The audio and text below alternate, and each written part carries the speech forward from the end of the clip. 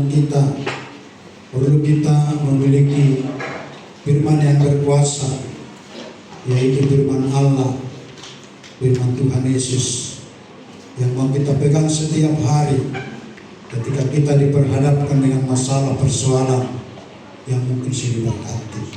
Nah, oleh karena itu hari ini kita perhatikan firman Tuhan yang terambil di dalam perjanjian baru, yaitu Kolose 2 ayat 6 sampai 8. Kolose 2 ayat 6 sampai 8.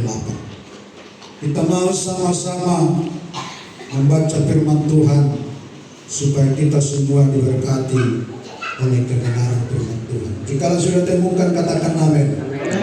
1, 2, 3. Kamu telah menerima Yesus Kristus Tuhan kita, karena itu perkataan hidupmu adalah Dia. Hendaklah kamu berakar di dalam Dia dan dibangun di atas Dia. Hendaklah kamu bertambah teguh dalam iman yang telah diajarkan kepadamu, dan hendaklah hatimu melimpah dengan syukur. Hati-hatilah supaya jangan ada yang menawar kamu dengan filsafatnya yang palsu, menurut ajaran turun-temurun dan roh-roh dunia, tetapi tidak menurut Kristus. Puji Tuhan. Saudara yang dikasihi Tuhan, firman ini disampaikan oleh Rasul Paulus kepada orang percaya, yaitu di Kolose. Waktu itu orang percaya di sana adalah baru menerima Yesus menjadi Tuhan dan Juru Selamat mereka. Artinya saudara-saudara yang dikasihi Tuhan, Rasul Paulus melihat keadaan umat yang baru di sana, yang baru menerima Yesus, masih rapuh, akarnya belum kuat, akarnya masih pendek. Kalau dibahasakan jemaat yang di sana seperti toge. Saudara tahu bagaimana toge? Dia murah rapuh, ketimpa sedikit aja pun bisa patah. Sehingga lewat itu Rasul Paulus mengingatkan mereka, hati-hatilah supaya jangan ada yang menawan kamu dengan filsafatnya. Dan pada waktu itu pengajar-pengajar sesat begitu merajalela, begitu marah. Dan Rasul Paulus sungguh memperhatikan dan peduli untuk perjalanan kelangsungan orang-orang percaya yang baru yang ada di Kolose waktu itu. Lalu dia saudara-saudara mengingatkan bahwa mereka saudara-saudaraku harus berakar. Ini yang pertama. Dan Rasul Paulus katakan, tetaplah diam di dalam Kristus. Ketika mereka tidak diam di dalam Kristus, bisa-bisa iman mereka akan tergerus oleh pengajaran-pengajaran yang begitu menyesatkan dan begitu marah pada waktu itu. Lalu Rasul Paulus ini mengatakan kepada mereka dan menuliskan surat ini kepada mereka supaya mereka tetap diam di dalam Kristus. Rasul Paulus katakan tadi di sini, kamu telah menerima Kristus Yesus Tuhan kita. Karena itu hendaklah hidup tetap di dalam Dia. Mengai jalohamu Tuhan, pemahamu di dalam Tuhan. Artinya saudara yang dikasih Tuhan, ketika mereka ada di dalam Tuhan, mereka akan kuat, mereka akan mampu, mereka akan sanggup. Sekalipun banyak tantangan, sekalipun banyak masalah, sekalipun banyak godaan yang mungkin silih berganti menggoda mereka, supaya mereka kembali kepada hal-hal yang lama, supaya mereka kembali kepada orang-orang yang tidak mengenal Tuhan. Nah, saudara-saudara yang dikasih Tuhan, untuk mereka, saudaraku tetap di dalam Tuhan. Di sini Rasul Paulus memberikan pelajaran yang pertama, saudaraku, hendaklah kamu berakar di dalam Dia, atau hendaklah kamu berakar di dalam Kristus. Ketika mereka berakar di dalam Kristus, saudara yang dikasih Tuhan, maka mereka akan menerima kekuatan-kekuatan yang Tuhan berikan bagi hidup mereka. Bahwa orang yang tinggal di dalam Yesus harus memiliki akar iman, sehingga mengalami pertumbuhan dalam iman. Harus memiliki akar iman, sehingga mengalami pertumbuhan iman. Demikian juga kita, saudara, umat-umat percaya di akhir zaman ini, harus kita memiliki, yaitu akar, sehingga kita memiliki pertumbuhan di dalam iman. Tanpa kita memiliki akar iman, mustahil, saudara, kita mampu, kita kuat di dalam menghadapi masalah-masalah. Persoalan kita di akhir zaman tidak seperti masalah orang itu, pengajaran-pengajaran yang bisa ditawan dengan filsafat-filsafat. Tapi kita di akhir zaman ini ada banyak pergumulan, ada banyak persoalan. Keluarga lepas keluarga, pribadi lepas pribadi. Maka Tuhan inginkan kita, saudaraku, harus bertahan untuk menopang hidup kita, untuk menopang permasalahan kita, untuk menopang persoalan kita. Nah, oleh karena itu, Rasul Paulus memberikan tips ini, saudaraku, supaya berakar. Bahwa berakar itu menandakan kondisi yang stabil, kondisi yang stabil dan tidak goyah seperti pohon. Itu yang berakar dalam hidup. Kondisinya stabil, apapun yang terjadi dia tidak goyah, dia tidak kecut. Sekalipun hidupnya pas-pasan, dia tidak goyah, karena dia sudah tinggal di dalam Tuhan. Dia mulai berakar, saudara-saudaraku, seperti pohon. Saudara lihat, kalau saudara menanam pohon atau apa saja pun itu, ketika sudah mulai tinggi, akarnya sudah menancap ke dalam, makin dalam, maka dia akan semakin kuat. dan semakin tinggi saudaraku, dan semakin mampu menghadapi terpaan-terpaan angin, baik itu hujan, baik itu panas. Karena apa saudara? Karena dia sudah memiliki akar yang masuk ke dalam tanah dengan sangat luar biasa saudara yang dikasih Tuhan.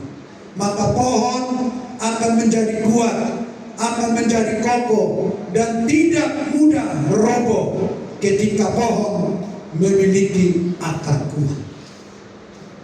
Begitu digambarkan orang-orang percaya yang memiliki akar iman yang dalam saudaraku, maka mereka itu saudaraku akan kuat, mereka itu akan kokoh, dan mereka itu tidak akan roboh sekalipun keadaan dunia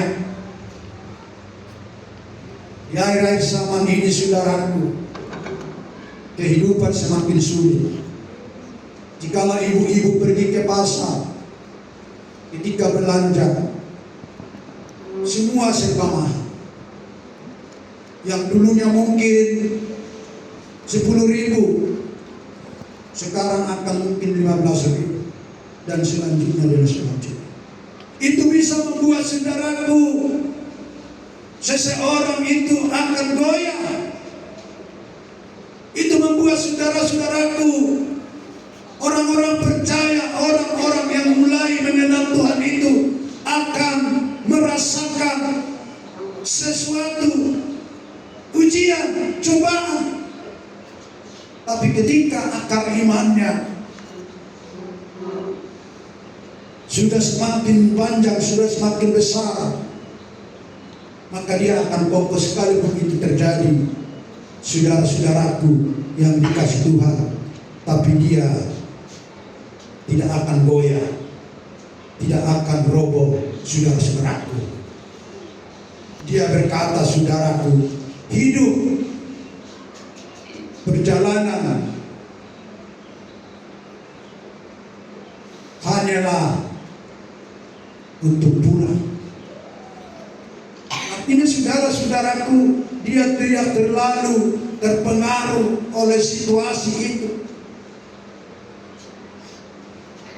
tetapi dia percaya bahwa Tuhan akan selalu ada, menopang dan menolong setiap kehidupannya. Bapak ibu saudaraku yang dikasih Tuhan, maka kita lihat contohnya pohon. Sering dilakukan ini saudaraku, seperti pohon kurma yang memiliki keunikan dalam pertumbuhannya. Pohon kurma sering dijuluki yang tahan banting. Kenapa dikatakan tahan banting saudara-saudara yang dikasih Tuhan? Karena mampu bertahan hidup dengan kondisi tanah yang kering, kondisi tanah yang gersang, kondisi tanah yang tandus, dan kerap dihantam badai gurun yang dahsyat.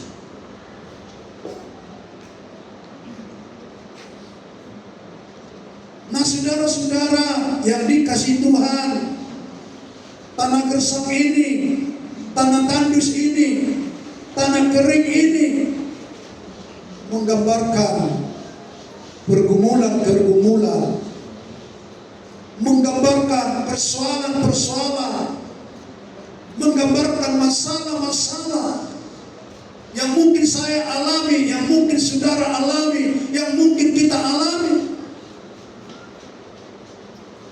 Bisa melalui ekonomi, bisa melalui anak-anak, bisa melalui suami, bisa melalui istri, bisa melalui tetangga, dan lain sebagainya saudara-saudara.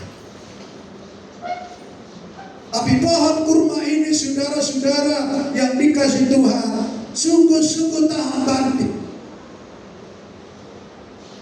Dia mampu hidup di tanah yang gersang, dia mampu hidup di tanah yang tandus, dia mampu hidup saudaraku di tengah-tengah badai gurun yang dahsyat. Badai-badai kehidupan akan pasti kita alami di hari-hari mendatang.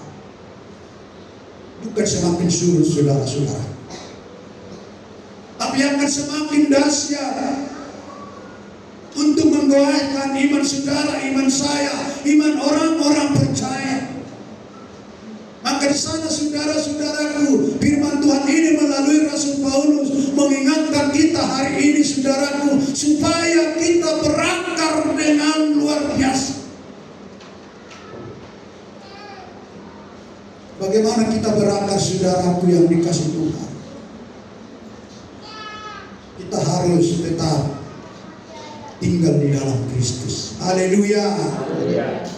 Tanpa kita tidak tinggal di dalam Kristus, maka kita tidak akan dapat berakar. Maka ketika kita tetap setia di dalam Kristus,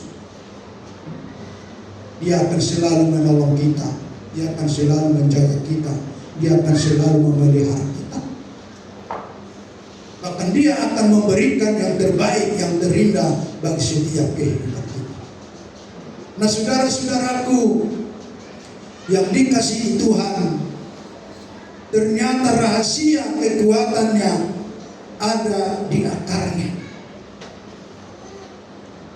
Jadi kekuatan kita ketika iman kita berakar, maka kita akan dapat bertumbuh. Itu rahasianya. Ketika akar iman kita tidak, saudara-saudaraku, tidak ada, maka kita tidak akan kuat. Tapi ketika akar kita beriman, kita berakar, maka disitulah kekuatan yang sejati yang dapat kita miliki ketika kita diperhadapkan dengan masalah persoalan yang ada dalam setiap kehidupan kita. Maka digambarkan ini, petani di Timur Tengah itu menanam biji kurma dengan menutup dengan batu. Kalau kita berpikir biji itu ditutup dengan batu, maka dia tidak dapat bertumbuh atau keluar ke atas. Tetapi di Timur Tengah, bahwa ketika mereka menanam, yaitu biji kurma itu, dia menutupnya dengan batu.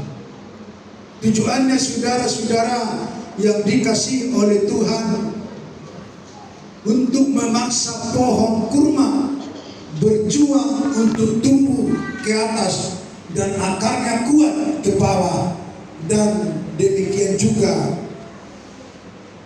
saudara dan saya, ketika ada masalah, ada batu menekan kita, disitulah sebenarnya memaksa saudara, memaksa saya, supaya kita, saudaraku, memiliki akar yang kuat, lalu kita dapat bertumbuh. Walaupun ada tantangan, ada masalah, maka kita, saudaraku, tidak akan roboh. Seperti pohon kurma tadi, saudara-saudaraku, yang sudah memiliki akar yang kuat, lalu dia, saudaraku, karena dia memiliki akar yang kuat, maka dia tumbuh ke atas, sehingga dia dapat menggulingkan batu yang menimpa tadi, saudara. Artinya, Bapak Ibu Saudaraku, ketika kita sudah memiliki akar iman yang kuat, akar iman yang kokoh, akar iman yang teguh, walaupun datang masalah silih berganti, begitu dahsyat saudara menimpa pribadi kita, keluarga kita, maka itu akan dapat kita gulingkan. Sebab kita sesungguhnya ada bersama-sama dengan Yesus Kristus. Haleluya. Miliki akar yang kuat, akar daripada Yesus, supaya kita, saudaraku, dapat menggulingkan, yaitu batu-batu yang menimpa kita, batu-batu yang menekan kita, batu-batu yang seakan-akan memeres kita. Lalu kita akan dapat tetap bertahan hidup, saudara-saudaraku yang dikasihi Tuhan. Saudara-saudara, ketika terjadi itu, Tuhan izinkan dalam setiap kehidupan kita atau Tuhan buat kita seakan-akan ditimpa. Tapi percayalah saudara-saudaraku, bukan untuk melemahkan dan menghancurkan kita, namun Allah mengizinkan tekanan hidup itu untuk membuat akar iman kita semakin kuat dengan luar biasa. Jadi saudara-saudaraku yang dikasih Tuhan, ketika ada ujian itu, percayalah, sadarlah, ketahuilah, itu Tuhan izinkan supaya akar kita semakin kuat berjalan bersama-sama dengan Yesus. Artinya saudaraku, bukan sekedar bertahan, tapi kita saudaraku adalah bertumbuh dengan secara luar biasa. Mari kita saudaraku, kalau ada kita ditimpa, mari kita bertahan dengan kekuatan kaki kita, dengan kekuatan tangan kita, dengan kekuatan mata kita, dengan kekuatan kepala kita. Supaya apa saudaraku? Supaya kita dapat bertumbuh di dalam Yesus Kristus yang telah memberikan kelepasan keselamatan di dalam setiap kehidupan kita. Sehingga kita saudaraku mampu menjebol tekanan-tekanan, masalah-masalah yang selama ini menekan kita, saudara-saudaraku. Karena itu saudaraku, tetaplah berakar di dalam Kristus. Haleluya. Dan yang kedua saudaraku, Rasul Paulus mengingatkan supaya kita mau diproses oleh Tuhan,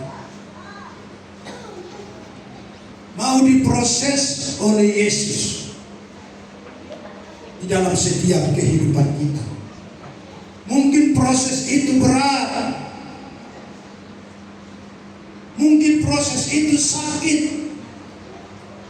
tapi sesungguhnya proses itu untuk membuat kita semakin kuat dan semakin mampu melalui segala ujian, cobaan, permasalahan yang mungkin akan semakin terjadi hari-hari yang akan datang, menunggu Yesus datang kali kedua ke tengah-tengah dunia yang penuh dosa dan kejahatan ini. Sehingga Yakobus berkata dalam Yakobus 1 ayat 2 dan 3 dikatakan demikian. Yakobus 1 ayat 2 dan 3, saudara-saudaraku, anggaplah sebagai suatu kebahagiaan apabila kamu jatuh ke dalam berbagai-bagai macam pencobaan, sebab kamu tahu bahwa ujian terhadap imanmu itu menghasilkan ketekunan. Nah saudara-saudaraku, firman Tuhan katakan, anggaplah suatu kebahagiaan. Kalau kita berpikir dengan logika kita, tidak mungkin tekanan ini, beban ini, masalah ini menjadi kebahagiaan.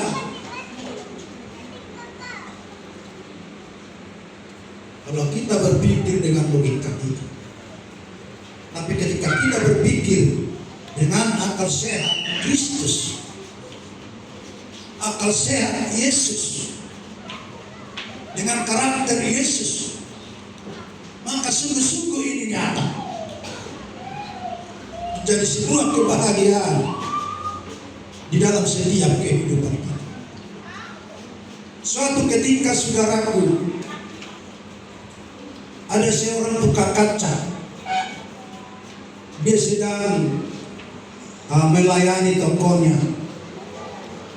Di sana bermacam-macam kaca. Ada kaca biasa, ada kaca yang sudah diproses, yang tahan banting, saudara-saudaraku yang dikasih Tuhan. Lalu tiba-tiba datang anak, saudara-saudaraku, ke toko bapak yang punya toko kaca ini, masuk, dan saudara-saudaraku, Dia bertanya ke sana, saudaraku, "Bang, kenapa kaca udah pecah?" Lalu bapak itu senyum. Lalu dia mengambil 2 jenis kaca. Satu kaca biasa dan satu lagi kaca tempo atau yang kuat atau yang sudah diproses.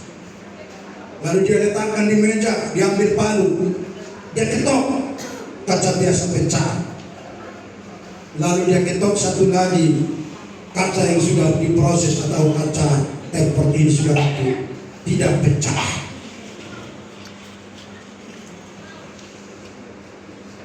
Mengapa demikian, ditanya anak itu? Apa hubungannya dengan kehidupan kita? Lalu bapak itu berkata, demikianlah kehidupan orang-orang percaya. Ketika hidupnya seperti kaca biasa, yang biasa-biasa saja, akan murah pecah. Tetapi ketika hidupnya seperti kaca temper tadi yang sudah diproses dengan secara luar biasa, artinya diproses Tuhan, dia akan kuat. Sekalipun banyak goncangan, sekalipun banyak tekanan, sekalipun dia dibalut dengan keadaan dunia ini, dia tidak akan pecah. Dia akan mengalami kuat dan kemampuan yang luar biasa. Dikatakan oleh bapak ini, saudara-saudaraku yang dikasihi oleh Tuhan. Begitulah digambarkan kehidupan anak-anak Tuhan, orang-orang percaya yang sudah diproses oleh Tuhan. Dia tidak akan gampang pecah. Dia tidak akan gampang hancur. Dia tidak akan gampang patah hati, patah semangat. Tetapi dia memiliki kekuatan oleh karena sudah diproses oleh Tuhan di dalam setiap kehidupannya. Puji Tuhan. Saudara-saudaraku yang dikasihi Tuhan, mari berbahagia karena sudah diproses. Yang tadinya kita mengalami persoalan, mengalami pergumulan, mengalami tekanan, tapi ketika kita mau diproses oleh Tuhan, mau dibentuk oleh Tuhan, maka di sana kita akan memiliki kekuatan seperti kaca tadi. Karena bentukan Tuhan, saudaraku, tidak sembarangan, tidak biasa-biasa.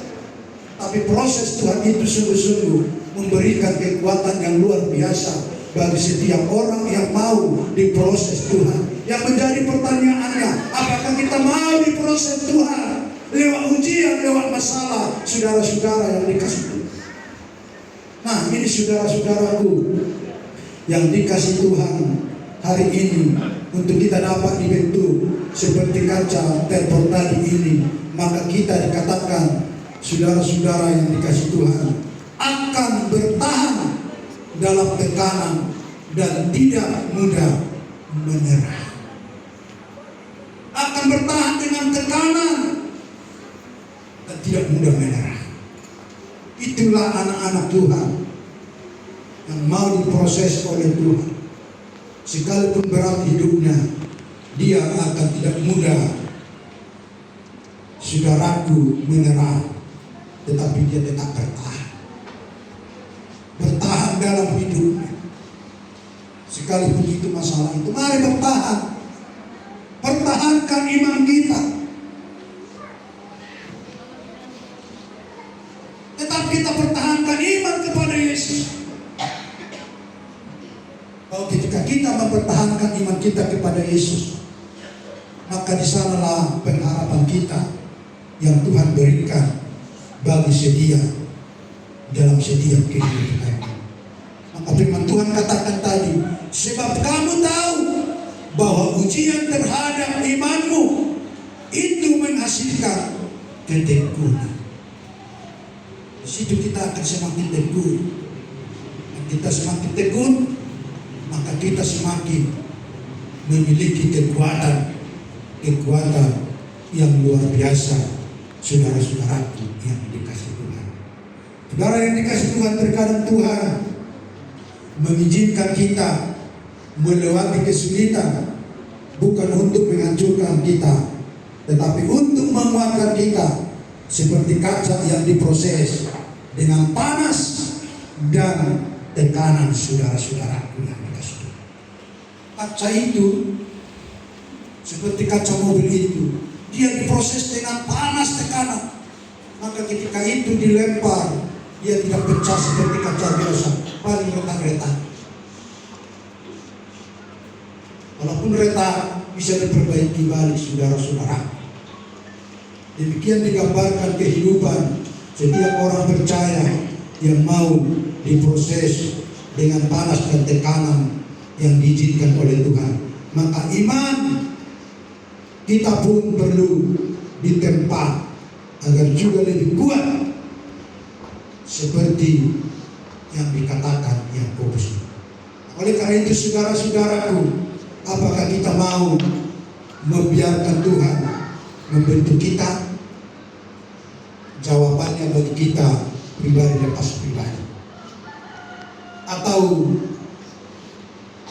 kita mudah hancur ketika cobaan datang? Kalau kita mau kuat, mari kita diproses mulai hari ini. Artinya mari kita berubah. Kalau selama ini kita tidak mau diproses Tuhan, kita menjadi orang percaya yang cengeng. Masalah datang sedikit, lalu kita mengeluh, lalu kita salahkan Tuhan. Tapi sesungguhnya maksud tujuan Tuhan, maksud yang mulia bagi saudara, bagi saya, sekalipun Dia izinkan itu persoalan datang. Tujuan Tuhan, tujuan yang baik, saudara-saudaraku. Artinya Dia ingin saudara dan saya diproses Dia, diproses tangannya. Karena apa, saudara? Sejak semula saudara dan saya dirangkai, dibentuk oleh Tuhan dengan jemarinya dari tanah liat. Maka iman rohani kita pun akan Tuhan proses, akan Tuhan rangkai seturut kehendak Tuhan di dalam setiap kehidupan kita, supaya kita tetap ada di dalam naungan kebangsaan Tuhan, saudara-saudara. Nah, hari ini firman ini mengingatkan kita, saudara-saudaraku, sebagai saudara dan saya sudah umat Tuhan yang ada tinggal di dalam Kristus. Mari kita yang pertama berakar dengan kuat, dan yang kedua, saudaraku, mari kita mau diproses Tuhan supaya kita dapat menganggap itu suatu kebahagiaan di dalam setiap kehidupan kita. Ini firman Tuhan yang memiliki Allah, yang memiliki Yesus, biarlah Dia menyempurnakan di dalam setiap kehidupan kita. Haleluya. Amin.